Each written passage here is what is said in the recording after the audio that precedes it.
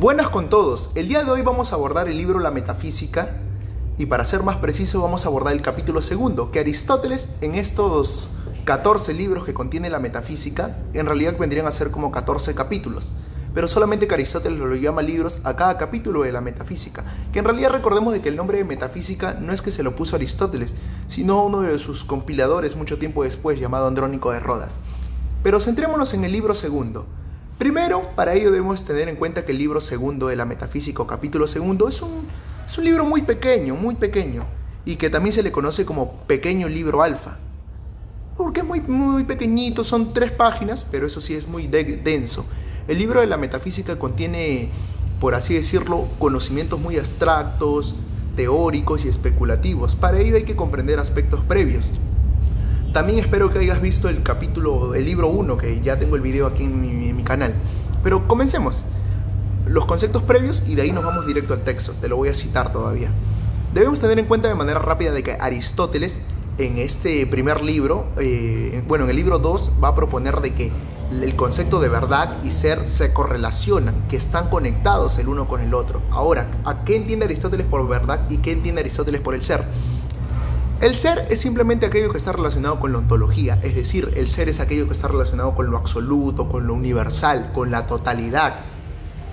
De ahí que la verdad para Aristóteles es el conocimiento de los primeros principios y de las primeras causas, como ya lo había definido un poco en el libro primero.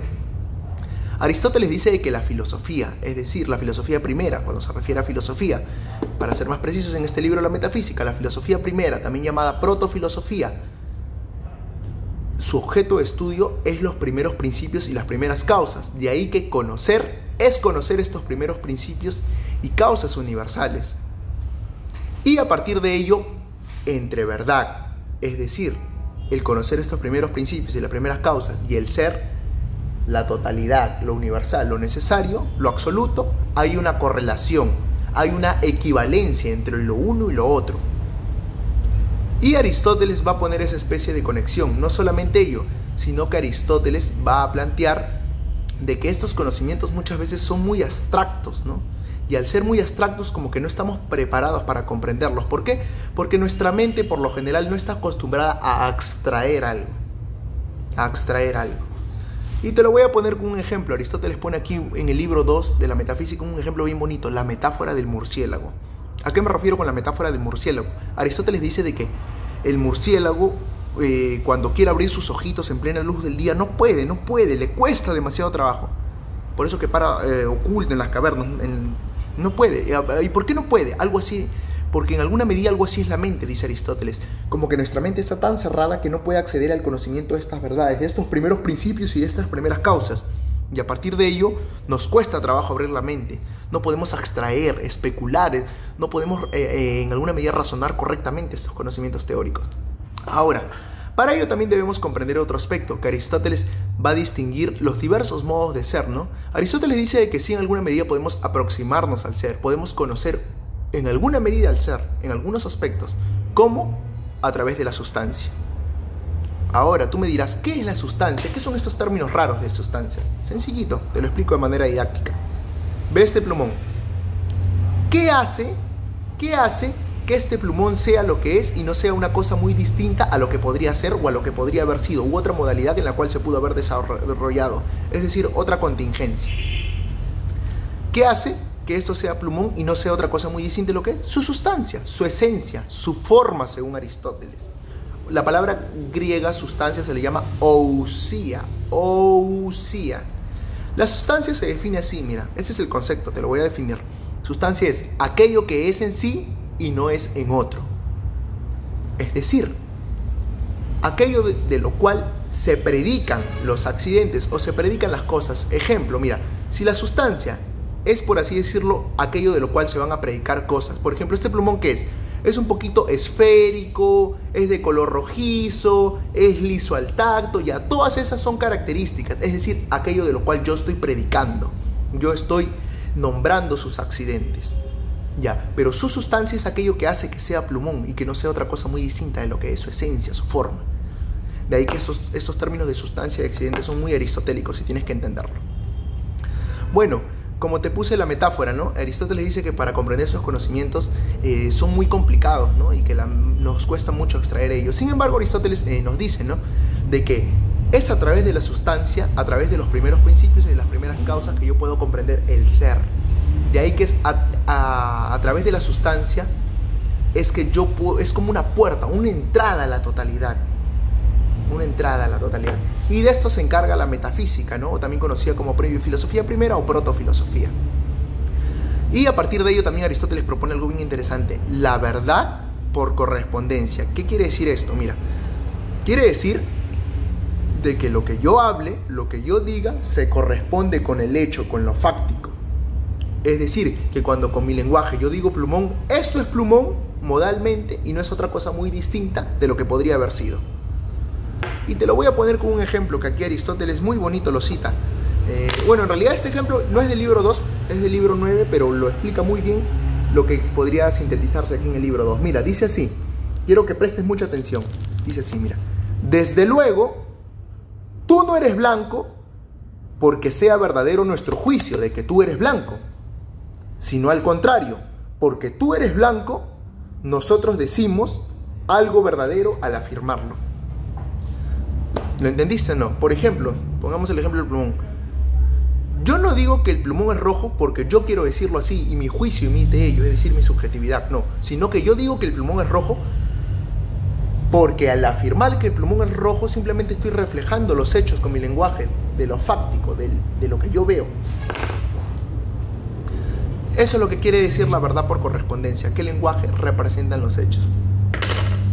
Bueno, ahora, otro aspecto de la realidad que debemos comprender de Aristóteles es que, como te dije, la única forma de conocer al ser es por medio de la sustancia, que es el modo de ser más elevado, más jerarquizado, que nos aproxima más al ser y nos permite conocer los primeros principios y las primeras causas. Y el objeto de este o el estudio de este es la filosofía, ¿no? Para ser más preciso, la filosofía primero metafísica. Pero algo muy interesante que dice Aristóteles es que en alguna medida, y que mucho más adelante, posteriormente en el siglo XX lo va a tomar Heidegger, es que si yo, al estudiar a los entes, es decir, a los entes de la realidad, cuando me refiero al ente me estoy refiriendo a algo, que puede ser a cuestiones fácticas, a entes ideales y otros aspectos más. Pero cuando estudio, como por ejemplo cuando la ciencia, como la biología, estudia a los seres vivos, o como por ejemplo la química, que estudia la materia, o la geografía, que estudia la descripción de la Tierra, si te das cuenta, la ciencia como que parcializa la realidad, toma aspectos de la realidad, y como el ser es la totalidad de lo que existe, y estas ciencias solo estudian aspectos de la realidad, estas ciencias también están estudiando en alguna medida aspectos del ser. De ahí que toda ciencia presupone una metafísica. ¿La captaste o no? Mira, recordemos de que la ciencia no estudia toda la realidad, sino que toda ciencia tiene un objeto de estudio, estudia fragmentos, aspectos, parcelas de la realidad. Como por ejemplo te ponía, la biología estudia los seres vivos, la geografía estudia lo que es la descripción de la Tierra, la astronomía estudia lo que son los cuerpos celestes en el espacio ya. Cada ciencia estudia un aspecto de la realidad, pero cada aspecto de la realidad es parte del ser. Y al ser parte del ser, la ciencia no deja de ser metafísica, de ahí que toda ciencia presupone una metafísica porque está estudiando aspectos de la realidad o aspectos del ser. Ya, perfecto. Vamos con otro aspecto. Aristóteles también dice algo muy interesante, de que en alguna medida, mira, esto quiero que preste mucha atención. Aristóteles dice de que las cosas, los entes y todo lo que vemos en la realidad ontológicamente hablando, dentro del punto de vista metafísico de Aristóteles, todo es finito. Ahora, ¿qué argumentos da para decir que todo es finito? Te lo cito aquí. Mira, vamos a leer un poco, mira. En efecto, esto lo cita en el libro 2, aquí está. En efecto, no es posible en cuanto a la materia que esto provenga de esto, y así al infinito. Por ejemplo, la carne proviene de la tierra del aire, el aire del fuego, y así sin parar. Ni tampoco en cuanto a aquello de donde proviene el inicio del movimiento. Por ejemplo, el hombre es movido por el aire, por el sol por la discordia, sin que este proceso tenga término. Igualmente, tampoco es posible un proceso infinito en el caso de aquello para lo cual espaciar es para estar sano, esto para ser feliz, la felicidad para otra cosa. En alguna medida, cuando Aristóteles está refutando la infinitud con este ejemplo que te he dado, él da a comprender de que para poder explicar algo de la realidad.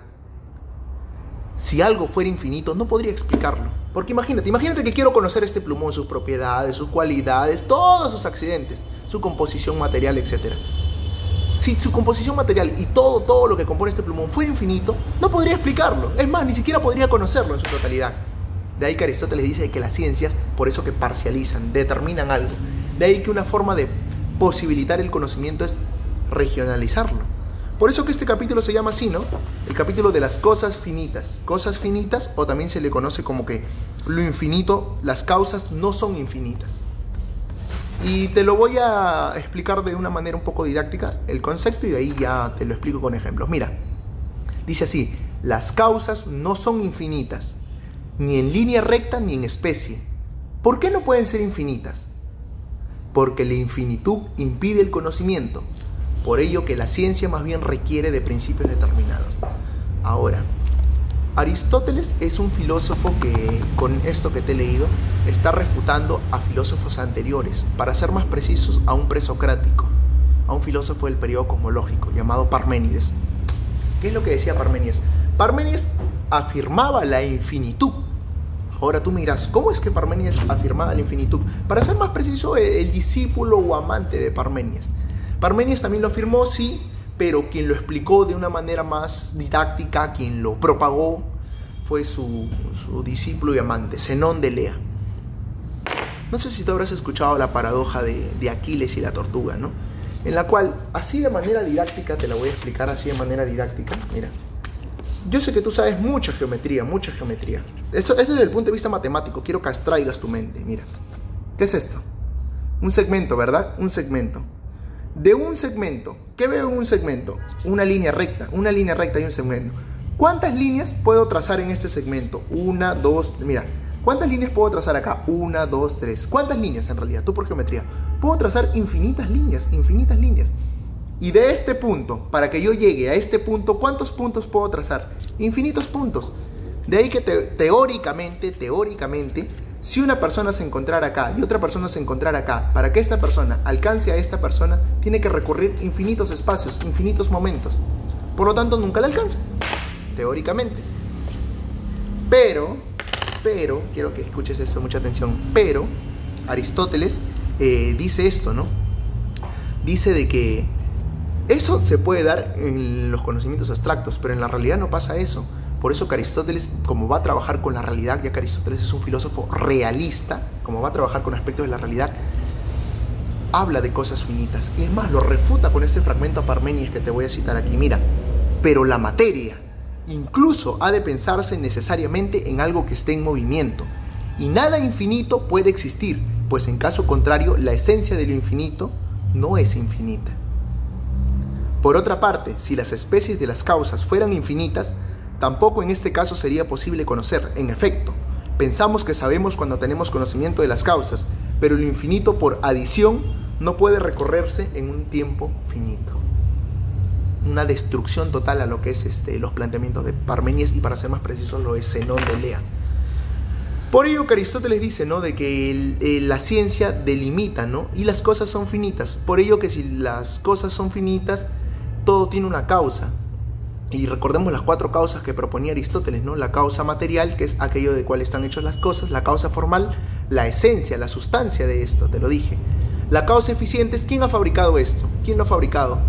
No sé, una máquina, han utilizado de repente personas plástico, tintas y demás, ¿no? Que han sacado tintas, que han sacado de determinadas flores, plantas y demás. Ya, ¿quiénes lo han fabricado? Y la causa final, ¿no? ¿Cuál es su propósito de esto, de este plumón? Pintar, ese es su propósito, causa final. Todo tiene 4 causas. Y Aristóteles explica la realidad de esta manera, negando la infinitud, ¿no? Es más, dice Aristóteles, ¿no? Como te dije aquí, te lo repito una vez más, las causas no son infinitas, ni en línea recta ni en especie. ¿Por qué no pueden ser infinitas? Porque la infinitud impide el conocimiento, como te dije desde un principio. Imagínate que yo quiero analizar, por ejemplo, esta botella. Si esta botella, sus propiedades, la botella en sí misma fuera infinita, no podría analizarla. Es más, si yo mismo fuera infinito, ni siquiera podría yo acercarme, aproximarme a la botella. Es más, si mi lenguaje fuera infinito, Ni siquiera podría explicarte las cosas. ¿Por qué? Porque habría una infinitud en el momento en que te explico. Una infinitud de palabras, infinitud de sentidos y demás. Pero tú captas lo que te digo. ¿A qué se debe eso? A que es finito las cosas. A que es finito la realidad. A que es finito la ontología del mundo. ¿La captaste o no? Y por ello es que existen las ciencias, ¿no? Las ciencias que están basadas y requieren de principios determinados. Bueno, eso es prácticamente el libro 2. Si tienes alguna duda más, déjamela en los comentarios.